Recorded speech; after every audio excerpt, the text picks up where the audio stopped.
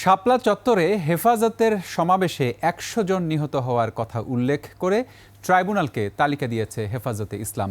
এই ১০০ জনের মধ্যে ৯৭ জনের তালিকা যাচাই বাছাই চলছে। এদিকে হেফাজতের সমাবেশে কেউ নিহত হয়নি।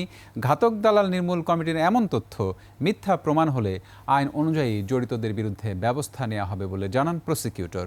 বর্তমানে জুলাই আগস্ট গণহত্যা নিয়ে কাজ করছে ট্রাইব্যুনাল, তাই হেফাজতের মামলার তদন্ত শেষ হতে কিছুটা সময় লাগবে বলে জানান প্রসিকিউটর।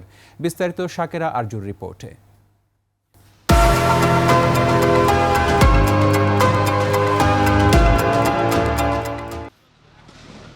১৩ দফা দাবিতে ২০১৩ সালের ৫ মে হেফাজতে ইসলাম মতিঝিলের শাপলা চত্বরে সমাবেশ ও অবস্থান কর্মসূচি পালন করে।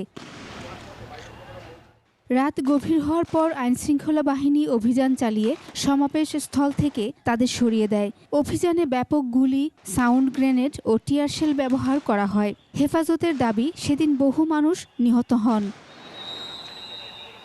পরিবর্তিত পরিস্থিতিতে ৫ আগস্টের পর এ ঘটনায় গণহত্যার অভিযোগে শেখ হাসিনা সহ ৫০ জনের বিরুদ্ধে ২টি অভিযোগ দেয়া হয় আন্তর্জাতিক অপরাধ ট্রাইব্যুনালে। এর পরিপ্রেক্ষিতে গত মার্চে সাবেক প্রধানমন্ত্রী শেখ হাসিনা সহ ৯ জনের বিরুদ্ধে গ্রেফতারি পরোয়ানা জারি করে ট্রাইব্যুনাল।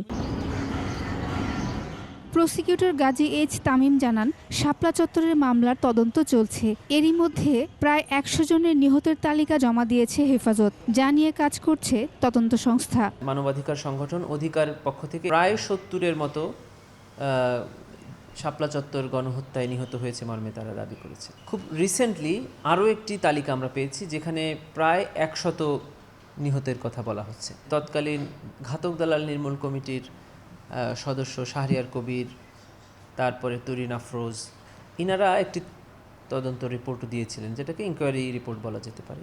সেখানে বলেছেন যে কেউই মারা যায়নি। তিনি জানান, ঘাতক দালাল নির্মূল কমিটি থেকে প্রাপ্ত আগের প্রতিবেদনে কোনো নিহতের ঘটনা ঘটেনি বলে উল্লেখ আছে। তবে হেফাজত বলছে নিহত প্রায় ১০০। তথ্যগুলো যাচাই বাছাই চলছে।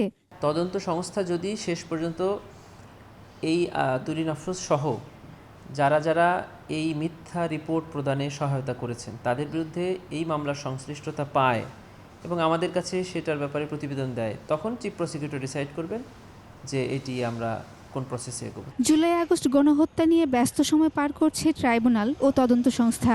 হেফাজতের মামলার তদন্ত শেষ হতে কিছুটা সময় লাগবে বলে জানান প্রসিকিউটর তামিম। শাকেরা আরজু, ২১ টেলিভিশন, ঢাকা।